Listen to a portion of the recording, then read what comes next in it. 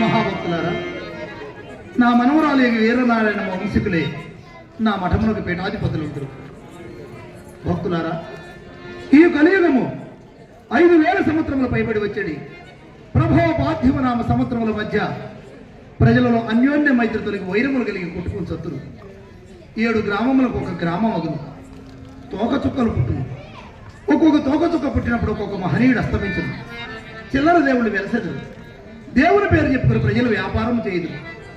కడప వద్దన ఉన్న కమలాపురంలో కప్ప కోడిపోయి కొత్తును. పెన్న ఒడ్డునున్న చెన్నూరు గ్రామం వరదల పాలగును. అద్దంకి సీమ నీట మునుగును.